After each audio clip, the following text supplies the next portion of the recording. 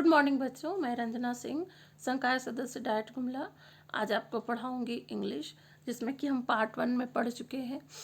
इसका आधा part chapter का नाम है letter to God, lesson 1 class 10।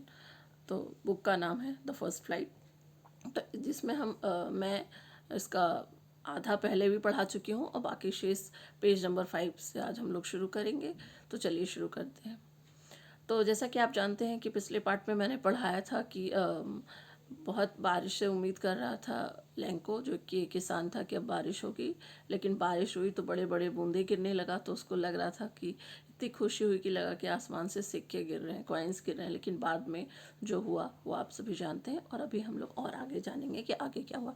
तो जब बारिश हुई तो धीरे धीरे वो सिक्के, वो बारिश हेल स्टॉर्म मतलब एक ओलावृष्टि और तूफान में बदल गई, और इस तरह से उसकी सारी फसल बर्बाद हो गई और वो बहुत अपसेट हो गया। तो अब आगे हम लोग शुरू करते हैं। तो डोंट बी सो अपसेट, इतना उदास मत हो। अपसेट मतलब उदास होना। Even though this seems like a total loss, यद्यपि जबकि ये दिख रहा है कि सब कुछ बर्बाद हो चुका है, टोटल लॉस है, लेकिन रिमेंबर मतलब याद रखो, no one dies of hunger, कोई भी भूख से नहीं मरता है। हंगर मतलब भूखमरी, भूख। दैट्स वाई दे से, इसलिए वो लोग कह रहे हैं no one dies of hunger, इसीलिए लोग बार बार कह रहे हैं कि no one dies of hunger मतलब कोई भी व्यक्ति भूख से नहीं मरेगा या नहीं मरता है। ऑल थ्रू द नाइट, लेकिन पूरी रात क्या हुआ, Lanco thought only of his one hope, लेकिन पूरी रात उदासी भरी माहौल में लैंको बस पूरी रात यही सोचता रहा कि सिर्फ उसके पास एक उम्मीद बची है। वो क्या है? द हेल्प ऑफ गॉड, ईश्वर की सहायता। हुज आईज मतलब जिनकी आंखें, as he has been instructed, see everything, जैसा कि ईश्वर कहते हैं कि वो सब कुछ देखते हैं। Even what is deep in one's conscience, किसी के अंदर के अंतर चेतना वाले मन में, अंदर मन में क्या चल रहा है वो भी ईश्वर जान लेते हैं। Lanco was an ox of a man, तो लैंको क्या था?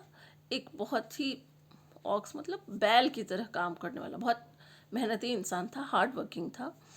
Working like an animal in the fields, और खेतों में वो क्या करता था? जानवर की तरह काम करता था, मतलब कमर तोड़ बहुत कड़ी मेहनत करता था। But still he knew how to write, लेकिन फिर भी उसको पता था कि कैसे लिखना है, क्या करना है। द फॉलोइंग संडे मतलब आने वाले रविवार को, एट डे ब्रेक, तो जो डे ब्रेक होता है, लंच ब्रेक होता है, जब हम लोग बहुत काम कर लेते हैं तो दोपहर के भोजन के लिए जो हम लोग ब्रेक लेते हैं उसको हम लोग डे ब्रेक करते हैं।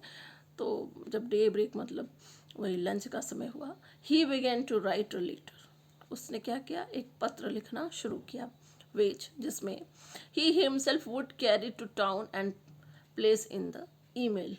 तो उसमें उसने लिखना शुरू किया कि कौन से शहर से है वो और कौन से स्थान पे उसको लेटर भेजना है, वो सब उसने मेंशन किया।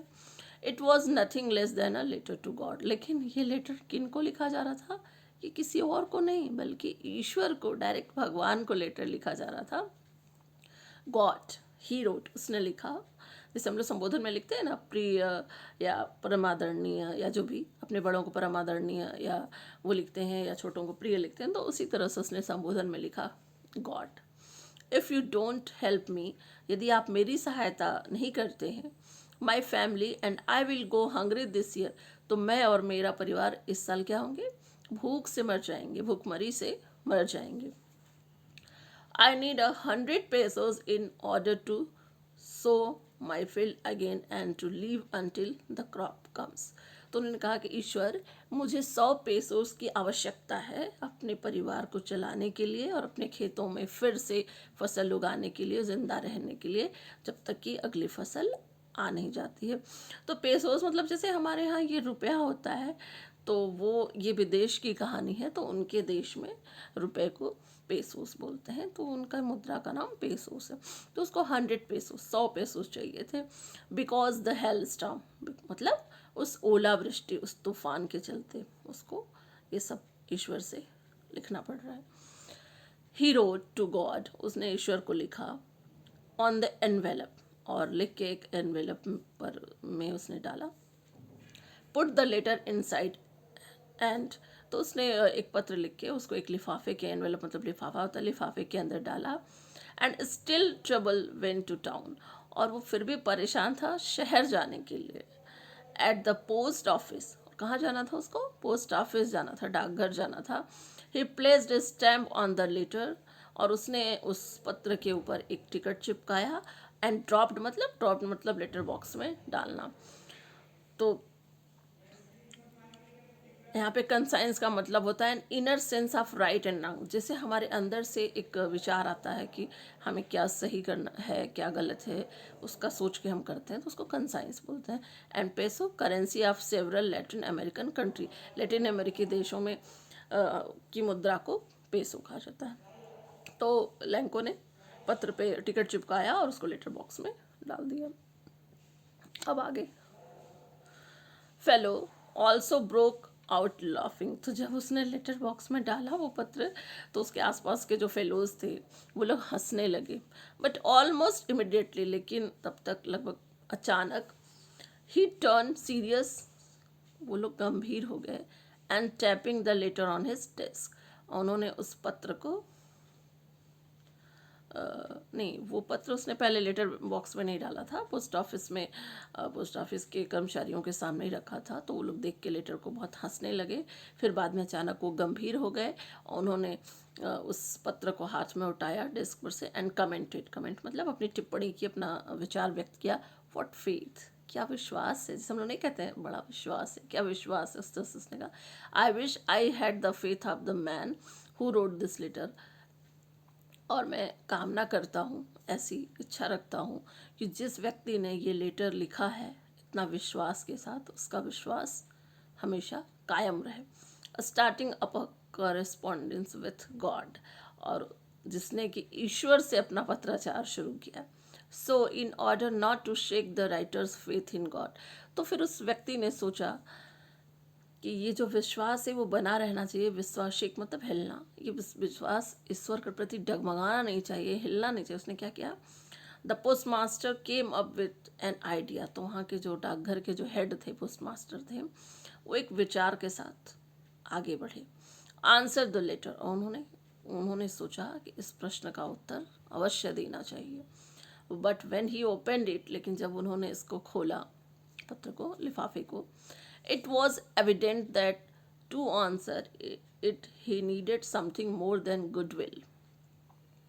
तो उनको लगा कि इस पत्र का जो जवाब है वो देना बहुत ज़रूरी है, और इसका प्रमाण भी देना ज़रूरी है। तो इसके लिए आवश्यकता है कि मतलब इसका विश्वास बने रहने से भी ये कुछ और ऊपर का है, उसको ईश्वर से कुछ उम्मीद भी है, तो उसको प्रमाण भी देना होगा कि हाँ ईश्वर ने भेजा है। इंक एंड पेपर, मतलब ये सिर्फ स्याही और पेपर पे लिखा हुआ पत्र नहीं है, ये ईश्वर के प्रति विश्वास का प्रमाण पत्र है। But he stuck to his resolution, लेकिन उसने इस समस्या के समाधान के बारे में मतलब बहुत चिंता जाहिर की और सोचने लगा। he asked for money from his employees, तो उसने, पोस्ट मास्टर ने अपने ऑफिस के बाकी अन्य कर्मचारियों से पैसे के बारे में बात की। he himself gave part of his salary, और उसने भी अपने वेतन के कुछ हिस्से दिए। and several friends of his were obliged to give something for an act of charity, और जब इस तरह का उन्होंने किया तो उनके दोस्त भी कृतज्ञ हुए। उन्होंने भी सोचा कि नहीं, थोड़ी सी हेल्प करनी चाहिए, ये चैरिटी का काम है, पुण्य का काम है, तो ये करना चाहिए। It was impossible for him to gather together the 100 pesos, लेकिन इन सभी के लिए बहुत असंभव था कितना इकट्ठा करना, 100 पेसोज, 100 पेसोज इकट्ठा करना बहुत ही कठिन काम था। So he was able to spend the farmer only a little more than half, तो वो लोग अब उस किसान को मतलब उस अमाउंट का, उस मनी का आधा ही जुटा पाए थे, मतलब आधे से भी कम जुटा पाए थे। he put the money in an envelope, उन्होंने उस पैसे को एक लिफाफे में रखा, और एड्रेस टू लैंको, उसमें उन्होंने लैंको का एड्रेस लिखा, and with it a letter containing only a single word as a signature, और उस लेटर में कुछ भी लिखा नहीं था, पत्र में सिर्फ क्या था, हस्ताक्षर था, सिग्नेचर था, और लिखा था गॉड, मतलब गॉड लिख के सिग्नेचर किया हुआ था। तो अब हम कुछ प्रश्न देखते हैं। इस पाठ गद्यांश प्रोज को पढ़ने के बाद आप कुछ प्रश्नों का उत्तर देने में सक्षम होंगे। Who or what did Lanko have faith in? What did he do? Lanco का किस चीज़ में विश्वास था और उसने क्या किया? आप जानते हैं लैंको का विश्वास गॉड में था और उन्होंने गॉड को पत्र लिखा। Who read the letter? उस पत्र को किसने पढ़ा? ऑब्वियसली उस पत्र को पोस्टमास्टर ने पढ़ा। What did the postmaster do then? तब पोस्टमास्टर ने क्या किया? पोस्टमास्टर ने अपने साथी कर्मचारियों से मिलकर कुछ पैसे इकट्ठा किए चैरिटी के लिए। The following Sunday Lencho came a bit earlier than usual to ask if there was a letter for him. फिर जब उसने लेटर भेजा था संडे को, उसके अगले संडे को वो फिर बहुत जल्दी ही आ गया, जितना कि पहले आता था उससे भी जल्दी से आ गया। और उसने पोस्ट ऑफिस में पूछा कि क्या उसके नाम का कोई लेटर आया है। It was the postman himself. उस समय वहाँ पे सीधे पोस्टमैन ही थे। Who handed the letter to him? तो उन्होंने वो लेटर लैंको को दे दिया। वाइल द पोस्टमास्टर, जबकि वहाँ पे पोस्टमास्टर भी थे। Experiencing the contentment of a man who has performed a good deed. उन्होंने उस व्यक्ति के व्यवहार को देख के काफ़ी संतोष प्रकट किया कि वो व्यक्ति भी खुश हो जाएगा कि उसका ईश्वर में विश्वास बना रहेगा और जिसने कि बहुत अच्छा काम किया है। Looked on from his office, और जिसको कि उसके ऑफिस से बहुत उम्मीद थी, देख ही रहा था कि हाँ कोई उसके नाम का लेटर आया है कि नहीं। Lencho showed not the slightest surprise on seeing the money. लेकिन लैंको को उस लिफाफे के पैसे देखकर भी कोई आश्चर्य नहीं हुआ, क्योंकि उसको इतना विश्वास था कि जरूर ईश्वर उसकी मदद में। तो कोई आश्चर्य नहीं हुआ, उसने बहुत लाइटली इन सब बातों को लिया। सच वॉज हिज कॉन्फिडेंस, और ये क्या था? उसका ईश्वर के प्रति आत्मविश्वास था कि नहीं ईश्वर उसकी सहायता करेंगे, इसलिए इस घटना से उसको कोई आश्चर्य नहीं हुआ। बट ही बिकेम एंग्री, आश्चर्य तो नहीं हुआ लेकिन उसको क्रोध आ गया, वो क्रोधित हुआ। क्यों? When he counted the money, जब उसने पैसा गिनना शुरू किया तो वो बहुत क्रोधित हो गया। और God could not have made a mistake, ईश्वर कभी कोई गलती नहीं कर सकते हैं। Nor could he have denied, और ना ही वो मना कर सकते हैं पैसे देने से। डिनाइड मतलब मना करना। Lanco what he had requested, तो लैंको सोचता है कि मैंने क्या रिक्वेस्ट की थी ईश्वर से। इमिडिएटली, अचानक, Lencho went up to the window to ask for paper and ink, और लैंको फिर से उस पोस्ट ऑफिस की खिड़की पे चला गया और उसने पेन और पेपर की मांग की। On the public writing table, और पब्लिक राइटिंग टेबल होता था जहाँ पे कोई भी व्यक्ति सार्वजनिक स्थान पर जाके लिख सकते थे। ही स्टार्टेड टू राइट, उसने फिर से लिखना शुरू किया।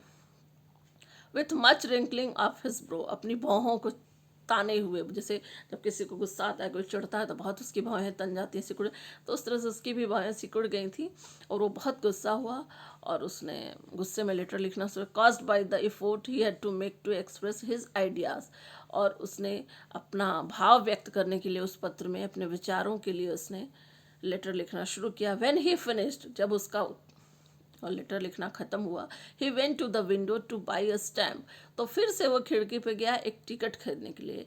विच ही लिक्ड एंड देन एफिक्स, जिसको कि वो लेना चाहता था और उसके बाद उसको उस लेटर में चिपका के फिर से लेटर को भेजना चाह रहा था। तो लैंको ने the envelope with a blow of his fist, और वो जो लिफाफा था वो उसने फिर से लिया। The moment the letter fell into the mail box, और उस क्षण जबकि फिर से वो पत्र लिफाफे में भर के अब मेल बॉक्स में डालने जाने वाला था, the postmaster went to open it, तब पोस्ट मास्टर ने उसको खोला। इट सेड गॉड, फिर उसमें लिखा हुआ था ईश्वर। Of the money that I asked for, उस पैसे के बारे में जिसके बारे में मैंने आपको कहा था। ओनली 70 पेसोज रिस्ट टू मी, केवल मेरे पास 70 पेसोज ही पहुँचे। सेंड मी द रेस्ट, बाकी पैसे भी मुझे भेज दीजिए। Since I need it very much, क्योंकि मुझे इसकी बहुत ज़्यादा आवश्यकता है। But don't send it to me through the mail, लेकिन मुझे ये लिफाफे चिट्ठी के द्वारा मत भेजिएगा, बिकॉज क्योंकि the post office employees are a bunch of crooks. Lencho उनका कहना था कि जो पोस्ट ऑफिस के एम्प्लॉयज़ हैं वो सही नहीं है, ईमानदार नहीं है, वो सभी क्या हैं,